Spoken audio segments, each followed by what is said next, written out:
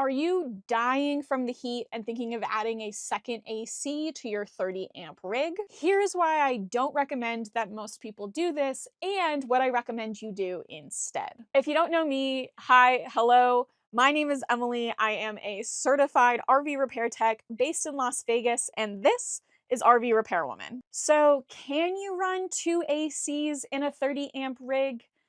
Potentially, but honestly, I've seen a lot of 30 amp rigs struggle to run 1 AC consistently. Most RV ACs run between 12 and 16 amps when they are running. So potentially, if you had 2 smaller ACs that were running closer to the 12 amps, you could get 2 of these to run on a 30 amp rig at the same time, as long as you were running nothing else. This means no microwave, no outlets, your water heater and your fridge are both being run on gas. Then maybe, potentially, in an ideal scenario, you could get 2 of these bad boys to run on your 30 amp rig. But there are several huge asterisks to this. First of all, RVACs use more power at startup than when they are running.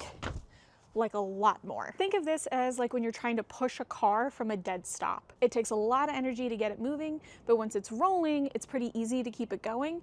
The same goes for your air conditioner. So if you had 2 ACs on a 30 amp rig, you would need to keep close eye on them to make sure they both didn't try to start up at the same time, which is something you don't always have control over because your air conditioner turns on and off several times throughout the day on its own in order to keep your RV at the right temperature. Asterisk number 2 is that RV air conditioners pull more amps when it's hot outside than when it is cool. A Coleman Mach air conditioner, for instance, will pull 1 additional amp more for every 5 degrees it is outside, and Dometic air conditioners will pull 1 amp more for every 10 degrees it is outside. And things like humidity, how clean your air conditioner is, and if it's in direct sunlight can also affect the amperage that it pulls. What this could mean for you is you might be able to get both air conditioners on and running in the morning when it's 80 degrees outside, let's say.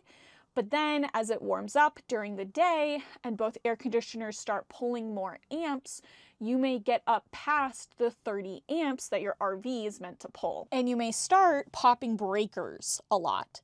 And I really don't recommend relying on your breakers to protect you in your rig. First of all, I have seen breakers fail and not trip when they were supposed to. And second, I have ran into multiple rigs at this point that have been miswired and have totally bypassed their breakers, so they would never trip and never be there to protect you. If for whatever reason your 2 air conditioner setup started pulling more than 30 amps and your breakers didn't kick in when you thought that they should, you could start melting wires, damaging your appliances, and worst case scenario, start a fire in your RV. I'm not saying this type of stuff to scare you. I have just had to take the call for RVs that have had breakers fail, and whew, that call gets real scary and honestly real expensive really fast. So have I seen people be able to run 2 air conditioners in a 30 amp rig?